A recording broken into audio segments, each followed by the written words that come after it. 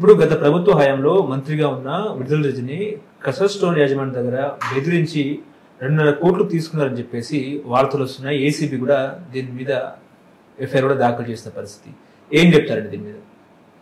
ఇప్పుడు ఇక్కడ ఆరోపణలు ఎదుర్కొంటున్న విడుదల రజని గారు ఆ వసూళ్ల పర్వాన్ని ఆ రోజు కొనసాగించడం కోసం ప్రభుత్వ అధికారులను అడ్డం పెట్టుకున్నారు అనేది వాస్తవం. ఆ రోజు విజిలెన్స్ అండ్ ఎన్ఫోర్స్మెంట్ అధికారిగా ఉన్న జాషువా గారి ద్వారానే ఈ వసూళ్ల పర్వానికి పాల్పడ్డారు అనేది ప్రధాన ఆరోపణ. కేసులో విడుదల రజని గారితో పాటుగా జాషువా గారు కూడా అక్యూజ్డ్గా ఉన్నారు. వాళ్ళు పిఏ కూడా ఉన్నారు. పిఏ కాదు, వారి మరిది గోపి, అతను కూడా ఆరోపణలు ఎదుర్కొంటా ఉన్నాడు. అతని వాళ్ళ విదేశాలకు పారిపోయి ఉన్నాడు, జర్మనీలో ఉన్నాడని చెప్పని ఆమె చెప్తా ఉంది. ఇటువంటి పరిస్థితుల్లో విడుదల రజనీ గారి మీద ఏసీబీ ద్వారా ప్రివెన్షన్ ఆఫ్ కరప్షన్ యాక్ట్ కింద కేసు నమోదైంది. వాస్తవంగా ఆమె మంత్రి హోదాలో ఉన్న రోజు కాదు ఇది. మంత్రి కావడానికన్నా ముందు శాసనసభ్యురాలుగా ఉన్న రోజుల్లోనే ఈ వసూళ్ల పర్వానికి పాల్పడ్డారు అనేది ఆమె మీద వస్తున్న ఆరోపణ. లక్ష్మీ బాలాజీ స్టోన్ క్రషర్స్ అని చెప్పని ఆమె నియోజకవర్గ పరిధిలో ఎడ్లపాడు మండలం వంకాయలపాడు గ్రామంలో ఉన్న స్టోన్ క్రషర్ యాజమాన్యాన్ని తాను ఎమ్మెల్యేగా ఎన్నికైన తర్వాత తన పిఏ ద్వారా ఫోన్ చేయించి ఎమ్మెల్యే గారు కలవమంటున్నారు అని చెప్పని పిలిపించి 5 కోట్ల రూపాయలు తనకు మామూలు ఇవ్వాలి అని చెప్పని వారిని డిమాండ్ చేయడం, దానికి వారు స్పందించిన నేపథ్యంలో విజిలెన్స్ అండ్ ఎన్ఫోర్స్మెంట్ అధికారుల చేత రైడ్ చేయించి మీరు ఇక్కడ క్వారీయింగ్ లో ఇర్రెగ్యులారిటీస్ కు పాల్పడ్డారు, ఈ ఇర్రెగ్యులారిటీస్ కు పాల్పడ్డందుకు మీ మీద 10 కోట్ల రూపాయలు ఫైన్ వేస్తున్నాము అని చెప్పని 10.5 కోట్ల రూపాయలు వారి మీద ఫైన్ వేయటం, ఆ ఫైన్ వేయటాన్ని సాగ్గా చూపించి మీరు ఇప్పుడు 10.5 కోట్లు కడతారా లేకుంటే మంత్రి గారితో సెటిల్మెంట్ చేసుకుంటారా అని చెప్పని డైరెక్ట్ గా ప్రభుత్వ అధికారి చేతే నెగోషియేట్ చేయించడం, గత్యంతరం లేని పరిస్థితిలో క్రషర్ యజమానులు ఎమ్మెల్యేని అప్రోచ్ అయ్యి వాళ్ళ మరిది సాయంతో ఆమెతో నెగోషియేట్ చేసుకొని 5 కోట్లు ఇవ్వలేము అని చెప్పని 2 కోట్లకు సెటిల్మెంట్ చేసుకొని 2 కోట్లకు చెల్లించాము అని చెప్పనేది వాళ్ళు ప్రధానంగా ఆమె మీద చేస్తున్న ఆరోపణ. ఈ లావాదేవీని సఫలీకృతం చేసినందుకు వారి మరిది ఒక 10 లక్షలు తీసుకున్నారు. అలాగే ఈ ప్రాసెస్ లో ఇన్వాల్వ్ అయిన అధికారి జాషువా గారు కూడా ఇంకొక 10 లక్షలు తీసుకున్నారు. ఓవరాల్ గా 2,20,00,000 రూపాయలు చేతులు మారాయి అనేది ఎన్నికల ఫలితాలు ముగిసి ఆమె ఎన్నికల్లో ఓడిపోయిన తర్వాత ఆ క్రషర్ యాజమాన్యం ద్వారానే కేసు నమోదు చేశారు. అయితే ఇక్కడ గమనించుకోవాల్సింది ఏంటి అంటే ఈ విధమైన ఆరోపణ విడుదల రజనీ గారి మీద ఇదే మొదలు కాదు.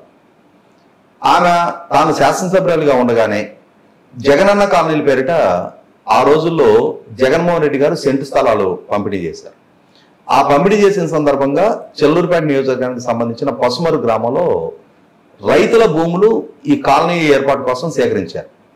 అలా సేకరించిన రైతుల భూములకి ప్రభుత్వం నష్టపరిహారం చెల్లిస్తుంది. ఈ చెల్లించే ప్రాసెస్లో ఏం చేశారంటే రైతుల్ని మీకు ఇక్కడున్న రేటు వరకే మీకు దక్కుతుంది, కానీ ప్రభుత్వం నుంచి మీకు అదనంగా డబ్బు వస్తుంది, ఆ అదనంగా వచ్చే డబ్బు మీరు దాన్ని విత్డ్రా చేసి మాకు ఇవ్వాలి అని చెప్పనేది ఒప్పందం. అంటే భూమి రైతులది, నష్టపరిహారం పే చేస్తున్నది ప్రభుత్వం. కానీ అక్కడ స్థలాల పంపిణీకి సహకరించి వచ్చిన రైతులను అడ్డు పెట్టుకొని ఈవిడ ధనార్జనకు పాల్పడ్డారు అనేది ప్రధానంగా వచ్చిన అభియోగం. ఈ నేపథ్యంలోనే వారి దగ్గర కూడా స్పష్టమైన సాక్ష్యాధారాలు ఉన్నాయి. ఎందుకనంటే ఏ రోజు వాళ్ళు ప్రభుత్వానికి భూమి హ్యాండ్ ఓవర్ చేసే రెవెన్యూ డిపార్ట్మెంట్ తోటి ఒప్పందం చేసుకున్నారు, అలాగే ప్రభుత్వం నుంచి వాళ్ళకి నష్టపరిహారం ఏ రోజు అందింది అనేది బ్యాంక్ స్టేట్మెంట్ ఉంటుంది. ఆ బ్యాంక్ స్టేట్మెంట్ లోనే ఇంకొక అంశం ఏం రిఫ్లెక్ట్ అవుతుంది, వాళ్ళు వాళ్ళ అకౌంట్ కి ప్రభుత్వం నుంచి నష్టపరిహారం జమగానే ఇమ్మీడియట్ గా మళ్ళీ విత్డ్రా చేసిన ట్రాన్సాక్షన్ కూడా వాళ్ళ స్టేట్మెంట్ లోనే రిఫ్లెక్ట్ అవుతా ఉంది. అదే వాళ్ళు సాక్ష్యంగా ఈ మీద కేసు పెట్టడానికి సిద్ధపడ్డారు. చివరికి ఇష్యూ కోర్టు వరకు కూడా చేరింది అప్పట్లోనే. కానీ ఆ రోజు నా పరిగణలోకి తీసుకోలేదాన్ని, లెక్క చేయలేదు. ఎందుకంటే అధికారం ఉంది, వ్యవస్థలు ఉన్నాయి, వాళ్ళని కేర్ చేయలే. కానీ ఎప్పుడైతే అధికారం దూరం జరిగిందో వాళ్ళు మళ్ళీ కేసు పెట్టడానికి సిద్ధపడగానే ఇమ్మీడియట్ గా వాళ్ళని పిలిచి వాళ్ళకి డబ్బు కట్టి నా మీద కేసు పెట్టకండి అని చెప్పని బతిమలాడుకున్నది. మరి ఇదే విధమైన ఆరోపణలు ఆ నియోజకవర్గం ఇంకా వేరే వేరే వ్యక్తులకు సంబంధించి కూడా చాలా ఉన్నాయి. అలాగే అవినాష్ రెడ్డి బంధువులకి గ్రానైట్ క్వారీలు కట్టబెట్టడం కోసం కూడా సుమారుగా 200 ఎకరాలు భూములు ఆమె అన్యాక్రాంతం చేసిన ఆరోపణలు ఉన్నాయి. వీటన్నిటి నేపథ్యంలో ప్రస్తుతం ఈ లక్ష్మీ బాలాజీ స్టోన్ క్రషర్ వారి ద్వారా నమోదైన కేసు అనేది వాస్తవంగా ఆమె మీద వస్తున్న ఆరోపణల పర్వంలో చూసుకుంటే ఒక పీనట్ గానే భావించాలి మనం. ఇటువంటి సందర్భంలో లక్ష్మీ బాలాజీ స్టోన్ క్రషర్ వారు నమోదు చేసిన కేసులో ఈమె గతంలో మంత్రిగా పనిచేస్తున్నారు కాబట్టి గవర్నర్ గారి నుంచి ముందస్తు అనుమతి తీసుకోవడం కోసం ప్రివెన్షన్ ఆఫ్ కరప్షన్ యాక్ట్ లో 17A ప్రొవిజన్ కింద అనుమతి కోరారు. కానీ తర్వాత నిర్ధారణ ఏంటి అంటే ఆమె ఈ డబ్బు తీసుకున్న సందర్భంలో అప్పటికి మంత్రిగా బాధ్యతలు చేపట్టలేదు, ఎమ్మెల్యేగా ఉండగానే వసూలు చేసిన పర్వం కాబట్టి 17A అప్లికబుల్ అవుదనే ఉద్దేశంతో ఇప్పుడు కేసు నమోదు చేశారు.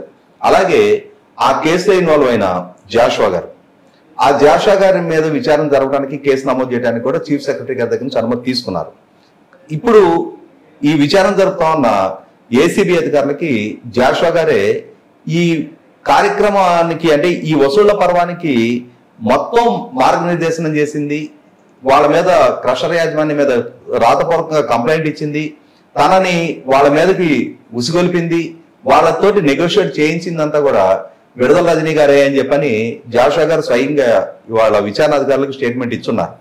ఈ నేపథ్యంలో విడుదల రజనీ గారు ఏం చేస్తుంది, కొంత అతి తెలివి ప్రదర్శన, సంబంధం లేని లావకృష్ణదేవరాయలు గారిని అంశంలోకి తీసుకొచ్చి ఆయన ప్రోద్బలంతో తన మీద కేసు నమోదు చేస్తున్నట్టుగా ప్రజలను తప్పుదో పట్టించి విక్టింగ్ కార్డు ప్లే చేసే ప్రయత్నం చేస్తుంది. కులాల ప్రస్తావన తీసుకొచ్చి తాను బీసీ మహిళను కాబట్టి తన వేధింపులకు గురి చేస్తున్నారు అని చెప్పని కొంత ఆ కులాల మాటను దాక్కునే ప్రయత్నం చేస్తుంది. కానీ అసలు శిశుల వాస్తవం ఏంటి అనేది వాళ్ళ విచారణ నిర్ధారణ అవుతా ఉంది. ఈ సందర్భంలో ఆవిడ కోర్టుని అప్రోచ్ అయ్యారు ముందస్తు బెయిల్ కోసం చెప్పని.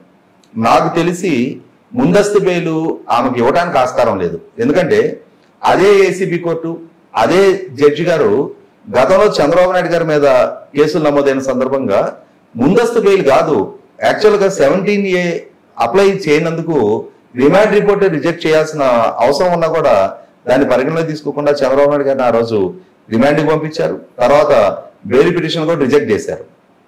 మరి ఆ రోజున చంద్రబాబు నాయుడు గారికి ఏ చట్టం వర్తిస్తుందో ఇవాళ విడుదల రజనీ గారికి కూడా స్పష్టమైన సాక్ష్యాధారాలు కళ్ళ ముందు కనిపిస్తున్నప్పుడు ఏసీబీ ద్వారా ప్రివెన్షన్ ఆఫ్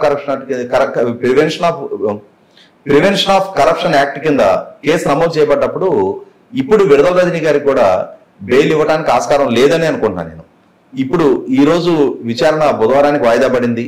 ఈ లోపుగానే వాస్తవంగా ప్రభుత్వ పరంగా ఆమెను అరెస్ట్ చేయడానికి కూడా ఆస్కారం ఉందని చెప్పి నేను అనుకుంటున్నా.